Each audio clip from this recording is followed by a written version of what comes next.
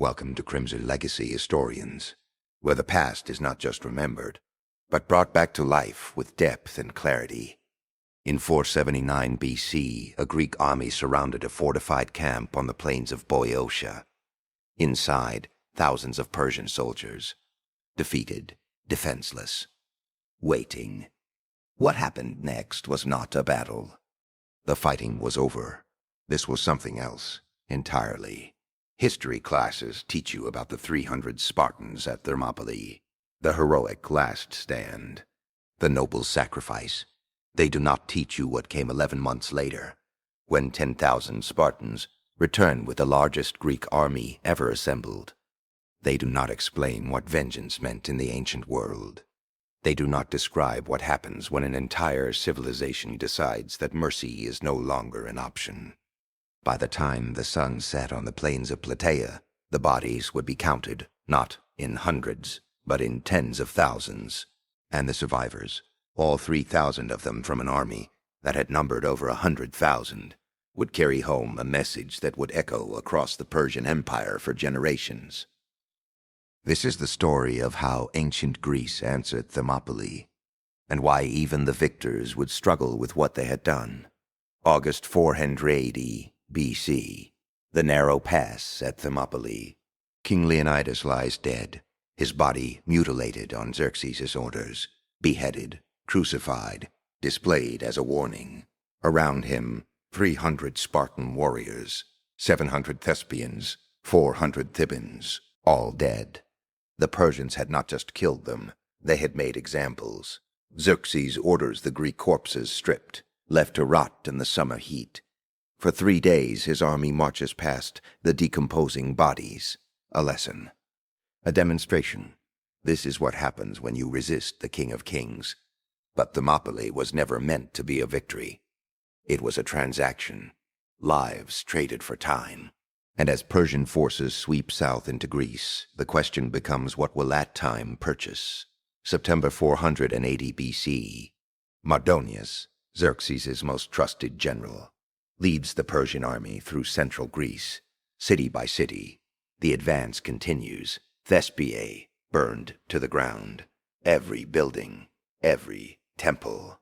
The population had fled, but their homes are turned to ash and rubble. Plataea receives the same treatment. Systematic destruction. Not just conquest, erasure. Then Athens. The Persians enter an evacuated city. The civilian population fled weeks earlier to Salamis and the Peloponnese. What remains are empty streets, abandoned homes, and the temples on the Acropolis. The Persians torch everything. The Parthenon, ancient even then, burns. The temple of Athena Polias, housing sacred relics dating back centuries, is destroyed. The fires burn for days. When they finally die, Athens exists only as a scorched memory on a hilltop. This was not just warfare. This was systematic, cultural destruction. The Persians were erasing Greece from the earth. But then Salamis. In the narrow straits between the mainland and the island, the Greek navy springs its trap. The Persian fleet, massive and confident, finds itself unable to maneuver in confined waters. Greek triremes ram, board and sink ship after ship. By sunset, Persian naval supremacy is shattered. Xerxes watches from a golden throne on the shore as his invasion plans dissolve in fire and seawater. Within days, he makes his decision. Retreat to Persia with half the army. Let Mardonius finish this with the remainder. The message is clear. This war should already be over. Finish it. 480 to 479 BC, the winter months. Mardonius pulls his army back to Thessaly and Macedonia, northern Greece already under Persian control. His force still numbers over 100,000. Persian infantry, cavalry, and crucially Greek allies. The Bens, Thessalians, Macedonians, cities and regions that chose to submit rather than resist.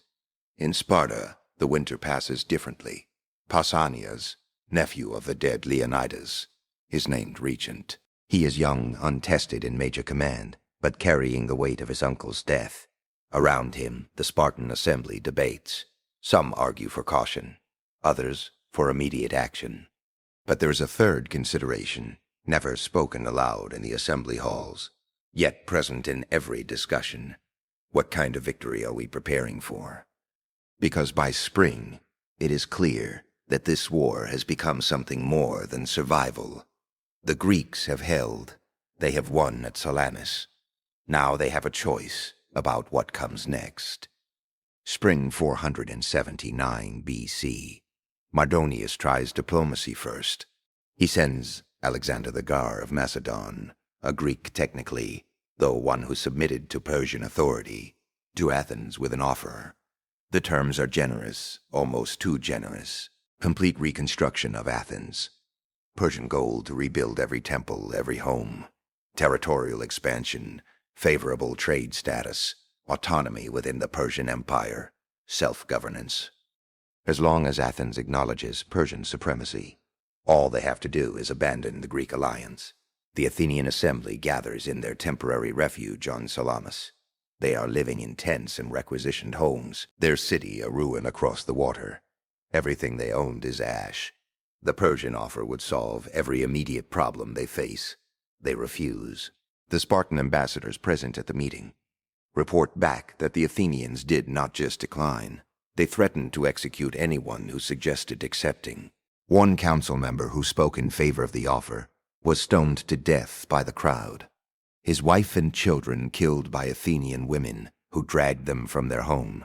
The message is sent to Mardonius. There will be no negotiation. Mardonius responds with action. His army read. Urns to Athens, still abandoned, still emptied, still empty. What the first burning left partially standing. This second wave of destruction finishes. Buildings that survived the first flames are systematically demolished. Wells are filled with rubble. Agricultural land is salted. This burning is different. It is not conquest. It is punishment. When the Persians withdraw again, Athens exists only as scattered stone and ash. 2 complete destructions in less than a year. Mardonius pulls back to Boeotia, to the plains near Plataea. He chooses the ground carefully. The Asopus River provides water and a defensive line. Behind him, Thebes, allied to Persia, offers a secure base. Most importantly, the flat plains favor his cavalry, the Persian army's greatest advantage. He constructs a fortified camp, wooden walls, defensive positions, supply stockpiles. Then he waits. The challenge is implicit.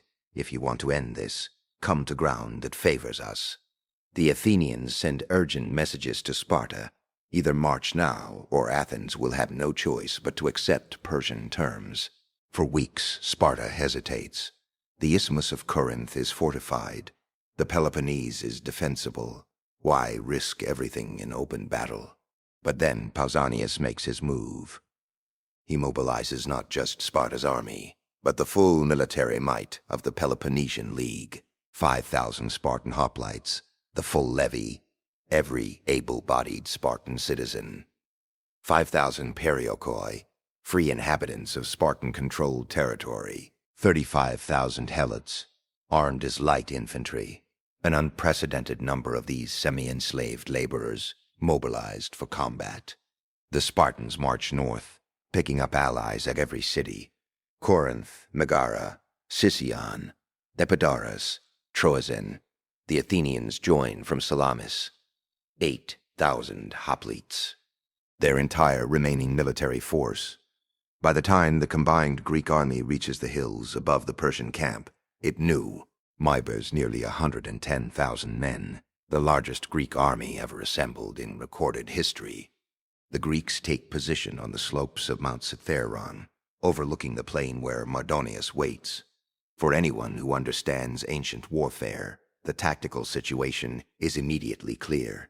The Greeks hold high ground, their hoplite phalanx, interlocking shields, long spears, is devastating in frontal combat, but requires solid footing. The slopes give them that, plus the advantage of charging downhill. The Persians control the plain. Their cavalry can maneuver freely on flat ground. Their archers can rain down volleys.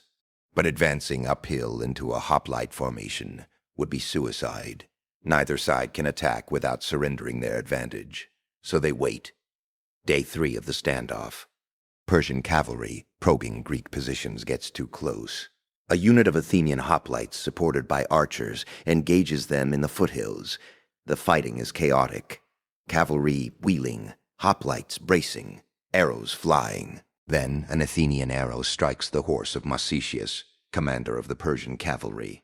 The animal collapses. Mardonius, in ornate golden armor, tries to fight on foot. The Athenians swarm him. Persian cavalry attempts a rescue, but the Athenians have already dragged Mardonius into their formation. They strip his armor piece by piece, stabbing him repeatedly through the gaps until he stops moving. When the Persian cavalry finally retreats, the Athenians have a trophy: the golden armor of Mardonius's cavalry commander and his body. They parade Mardonius's corpse through the Greek lines on a cart. Every soldier files past to see it. Morale surges. On the Persian side, the wailing can be heard across the plain. The entire cavalry mourns, heads shaved, horses' manes cut, armor removed in grief. Mardonius was not just a commander. He was Mardonius's friend, his most trusted office. The psychological balance shifts. Days pass. Skirmishing continues, but no major engagement. Then Mardonius makes his move. Persian cavalry locate the Gargathian Spring, the Greeks' primary water source, fed by an underground stream on the slopes. Under cover of darkness, Persian horsemen reach the spring and systematically destroy it. They fill it with dirt, rubble, and corpses, both animal and human. They divert the flow and poison what remains. By morning, 110,000 Greek soldiers have no water. The Greek commanders gather: Pausanias, the Athenian general Orestes, the Corinthian commanders. They face an impossible situation: stay and die of thirst in days, retreat to new water sources, and risk being caught in the open by Persian cavalry, or attack across unfavorable ground and be slaughtered by arrows and horsemen. Pausanias orders a complex nighttime maneuver. The center of the Greek line will fall back to a new position near Plataea, where other springs provide water. The left wing, Athenians and allies, will retreat to different high ground. The right wing, Spartans and Plataeans, will hold position until the others are clear, then withdraw. This should be a coordinated, controlled repositioning. Instead, it becomes chaos. The Allied contingents in the center panic. Nighttime retreats are nearly impossible to control, even in ideal circumstances. Units lose formation. Commanders lose contact with their men. Some groups retreat too far. Others stop in the wrong positions. By dawn, the Greek army is scattered across several miles. Units separated, the unified battle line broken. From his camp, Mardonius watches the dawn reveal Greek positions. What he sees: Greeks in retreat, formation broken, scattered across the plain. What he does not see: that the Spartans on the right wing have deliberately maintained formation, that the Athenians have met on their new position, that this is not a rout. It is a badly executed maneuver. It is a badly executed maneuver. It does not matter. This is the opportunity he has waited for. Mardonius orders a general advance. The Persian army moves out of the fortified camp in waves. First, elite Persian infantry, the Immortals, lightly armored but highly trained, equipped with short spears, swords, and wicker shields. Behind them, infantry from across the empire: Medes, Bactrians, Indians, Sakai. On the flanks, what remains of the cavalry, still formidable despite the loss of Mardonius. At the rear, Greek allied forces from Thebes and other cities that sided with Persia. Mardonius himself rides near the front, visible in his distinctive armor, urging his men forward. The target, the Spartan right wing, still in apparent retreat, seemingly vulnerable. Pausanias watches the Persian advance. His 10,000 Spartans and Plataeans have been slowly withdrawing, maintaining formation, but appearing to flee. Now he gives the order. Stop. The Spartans halt, dress their lines, and turn to face the approaching Persians. The bronze-faced phalanx locks into position. 8 ranks deep, shields overlapping, spears protruding in rows. But there is a problem. Greek religious protocols require favorable omens before battle. The seers reading sacrificed animal entrails report unfavorable signs. Again and again Pausanias orders new sacrifices. Again and again the omens say, "Do not advance." The Persians close to within arrow range. Persian archers, thousands of them, begin loosing volleys. Arrows rain down on the Spartan formation.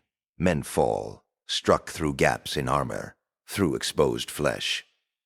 The shields provide some protection, but arrows come at angles, find weaknesses. Spartans die standing in formation, forbidden by their religious law to advance, unable to retreat without breaking. Pausanias orders more sacrifices. The ends remain unfavorable. More Spartans fall. Finally, whether the omens change, or Pausanias simply decides to act, the order comes. Advance. The Spartan phalanx does not run. It marches. Each man maintains position, shield locked with his neighbor, moving as a single armored mass. The Persians, still loosing arrows, prepare to meet the charge. They plant their wicker shields in the ground, creating a defensive wall, bracing their short spears. The phalanx hits this line like a bronze wave. The initial impact is devastating. Spartan spears, 8 feet long, designed for stabbing downward, punch through wicker shields, through the lighter Persian armor. The weight of 8 ranks of men pushing forward collapses the Persian front line, but the Persians do not break immediately. What follows is close-quarters combat of a type most Greeks had never experienced. The Persians grab the Spartan spears, trying to break them, pull them aside. They fight with swords and daggers, trying to get inside the spear's reach. Some actually grab the spear points, bare hand, their hands shredded, but creating openings for their comrades. For a time, minutes that feel like hours, the outcome is uncertain. Mardonius fights near the front. Sources describe him mounted on a white horse, surrounded by 1,000 elite Persian guards, the best warriors in the army. The fighting around him is concentrated, vicious. The Persian guards die one by one, pulled down by Spartan spears, but they exact a cost. Spartans fall too. Then in the chaos, Mardonius goes down. Different sources give different accounts. A stone thrown from the Spartan line striking his head. A spear thrust that reaches him through his guards, simply being overwhelmed when his horse is killed. What is certain is that Mardonius, commander of the entire Persian force, dies in the melee. The effect is immediate. Word spreads through Persian ranks. Mardonius is dead. The commander, the king's chosen representative, the architect of the invasion, gone.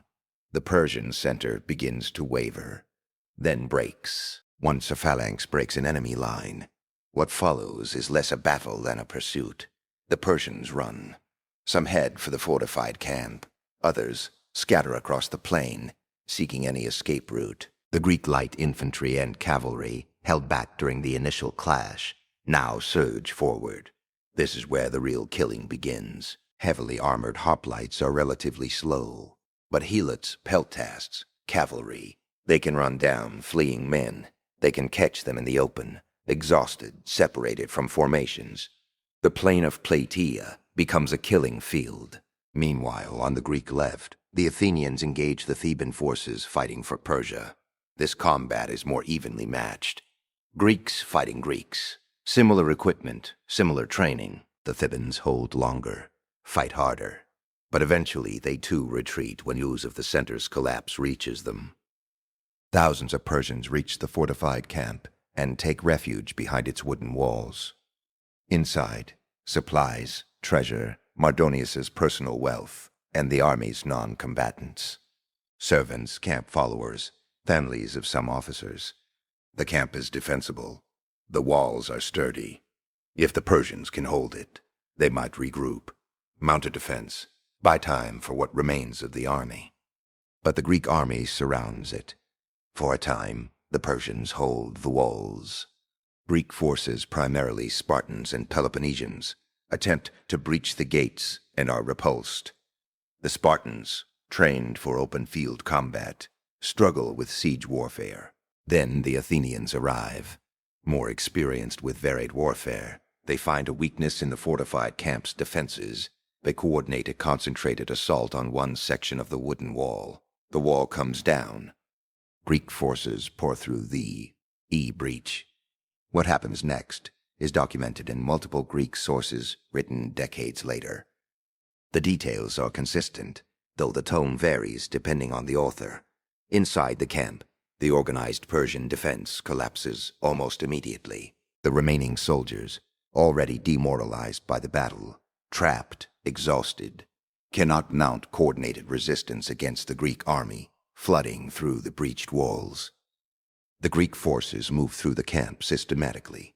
They do not take prisoners. Every Persian soldier found is killed. Sources describe Greeks moving through tents, through supply areas, through every section of the fortified space. Resistance where it occurs is brief. The non-combatants, servants, camp followers, the families, they fare no better. Ancient warfare had conventions about such things. Armies sometimes spared civilians, took them as slaves, used them for ransom. This was not that. Herodotus, writing about this event, does not dwell on details. He states the outcome plainly. Of the Persian army at Plataea, numbering over 100,000, approximately 3,000 survive. 3,000. The rest, 100,000 men, are dead by nightfall. Modern historians debate these figures. Ancient sources often exaggerated army sizes. Perhaps the Persian force was smaller, 80,000, 60,000. But even conservative estimates put the dead at tens of thousands. And the Greek casualties? Herodotus reports 159 total Greek dead. Later sources suggest below thousands. The disparity is staggering, even accounting for ancient exaggeration. This was not a battle that went back and forth. This was systematic slaughter, beginning when the Persian line broke and continuing until virtually no one remained to kill. After the killing stops, the Greeks conduct an inventory of the Persian camp. The treasure is immense. Gold and silver bullion, payment for the army's wages, personal wealth of Persian nobles who campaigned with Mardonius, plundered goods from Athens, Plataea, Thespiae, and other sacked cities, luxury items, jewelry, precious textiles, artworks. Pausanias orders everything collected and catalogued. 10% is set aside for the gods, to be dedicated at Delphi, Olympia, and other sacred sites. The rest is divided among the Greek cities according to their contribution to the army. The Spartans receive the largest share. The Helots, the enslaved people who fought in the Greek army, receive nothing. Mardonius's personal tent is preserved intact. Pausanias orders a meal prepared using Mardonius's kitchen staff, his supplies, his gold dishware. Then he orders a typical Spartan meal prepared alongside it. He invites the Greek commanders to see both meals side by side. Persian luxury next to Spartan simplicity. The message is carefully crafted. Look at what they brought to conquer us with. Look at what we defeated them with. But there is a darker subtext no one speaks aloud. Look at what we did to take this. News of the victory spreads across Greece that same day. Or, so legend claims, the Greek navy wins a decisive victory at Mycale, on the coast of Asia Minor, destroying what remains of the Persian fleet and liberating Greek cities under Persian control. Whether the timing is historically precise or mythologized, the strategic result is clear. The Persian invasion is over. Greece has survived. But this is not just survival. The psychological and political landscape has shifted permanently. Athens begins reconstruction, but not as it was. The Athenians fortify their city aggressively, rebuild their navy into the largest fleet Greece has ever seen. The war has taught them that defense is not enough. Sparta returns to the Peloponnese. But the memory of what happened at Plataea follows. The Spartans had always been respected, feared for their military skill. Now there is something else in how other Greeks regard them. Greek poets write victory odes. Temples are built. Temples are built. Monuments erected. But certain details are omitted from the official commemorations. The number of enemy dead is celebrated. The speed of the victory is praised. The tactical brilliance is analyzed. What happened inside the fortified camp after the walls fell is mentioned in passing, if at all. Herodotus, writing a generation later, does not moralize. He reports this many died, the camp was taken, the wealth was divided. Plutarch, writing centuries after, is slightly more direct. He mentions that some Greeks questioned whether what happened after the battle was necessary, whether the scale of the killing served any military purpose. The Persian survivors who made it back across the Hellespont carried a message to the empire. The Greeks are no longer just defending. When they win, they erase. In pure military terms, Plataea achieved its objective completely. The Persian army in Greece was destroyed. The invasion was ended. The threat was eliminated. But there is a question that echoes through the historical record. Why so few survivors? Ancient battles, even decisive ones, typically saw armies break and run with the majority surviving the actual combat. Casualties of 20 to 30% were considered catastrophic enough to break an army's will. 50% casualties were virtually unheard of. At Plataea, the casualty rate exceeded 95%.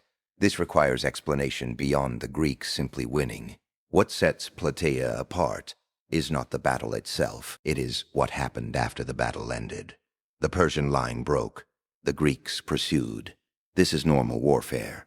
But the pursuit did not stop when the Persians reached their camp. The siege did not end with surrender offers or ransom negotiations. The breach of the walls did not lead to selective targeting of combatants. Every stage was pushed to maximum lethality. This suggests decisions made at command level. Pausanias, the Athenian generals, the allied commanders, they shaped how the victory would be prosecuted. And they chose total elimination. After Plataea, the Greeks turned their attention to Thebes, the Greek city that had allied with Persia. Pausanias demands Thebes surrender the leaders who orchestrated the Persian alliance. Thebes refuses. The Greek army besieges the city for 20 days. Finally, Thebes surrenders the accused leaders.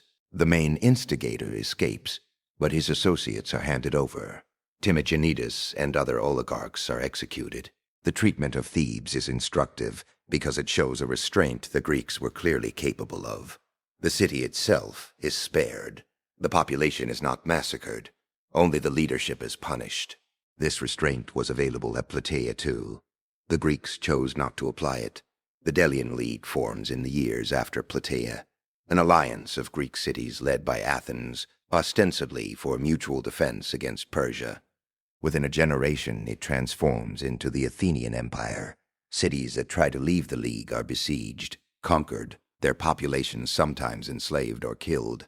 Sparta, watching Athens' expansion, grows concerned. The rivalry that leads to the Peloponnesian War, a conflict that will devastate Greece for nearly 30 years, has its roots in the power dynamics established by the Persian Wars. The lesson of Plataea echoes through both. Victory is not just about winning. It is about what you are willing to do with that victory. Modern accounts of Plataea focus on the tactics, the strategy, the heroism. This is not wrong. Those elements existed. But they also tend to move quickly from the Greeks, won the battle to the Greek. Cities were liberated without dwelling on the intermediate steps. The fortified camp, the breach, the hours that followed. This is not because ancient sources are unclear. Herodotus provides the numbers. Other sources corroborate. It is because we do not have comfortable categories for what Plataea represents. It is not a battle that went wrong. The Greeks executed their plan successfully. It is not a war crime in the modern sense. Ancient warfare operated under different conventions. It is something in between, a conscious choice to use victory as a tool of annihilation. When the Greeks erect a victory monument at Plataea, the inscription lists the participating cities, honors the dead, celebrates the triumph. It does not mention the 100,000 Persians who died. It does not need to. Everyone who sees the monument knows. Every Greek city that contributed forces knows what their soldiers did that day. Every Persian who hears the story knows what happened when the walls fell. The monument is both a celebration and a warning. This is what happens when you invade Greece. This is what happens when you burn Athens. This is what happens when you kill 300 Spartans at Thermopylae and think you have won. You have not won. You have only guaranteed what comes next. The question this story asks is how 10,000 Spartans avenged the 300. The answer is complicated. They did not just defeat the Persian army, they erased it. They did not just win a battle, they eliminated an invasion force so completely that Persia never attempted a major invasion of mainland Greece again. They did not just avenge their fallen, they made sure that anyone who heard the story would understand the price of killing Spartans is annihilation. But vengeance in the ancient world was not clean or simple. It was not a clean ending where good triumphs and everyone goes home satisfied. Plataea left questions that even the victors could not fully answer. When does defense become elimination? When does necessary force become systematic slaughter? When does vengeance become something that troubles even those who execute it? The Greeks won at Plataea. They secured their freedom, ended the invasion, and created a foundation for what would become one of history's most influential civilizations. But they also did something that day, in 479 BC, that would echo through their own later histories. They learned what they were capable of, when survival was no longer the only question. Thermopylae is remembered because it is comprehensible, noble sacrifice, heroic resistance, glory, and defeat. Plataea is harder to remember because it forces us to think about what comes after the heroic sacrifice. It forces us to consider what kind of victory emerges when an entire civilization decides that mercy is no longer an option, and it reminds us that the most troubling moments in history are not always the defeats. Sometimes they are the victories. Here on Crimson Legacy, historians, this is exactly why we go where the textbooks stop. Because the full story, the uncomfortable, complicated, deeply human story, is always more important than the version we were comfortable enough to remember. Subscribe if you believe that, because the past does not simplify itself for our convenience, and neither do we.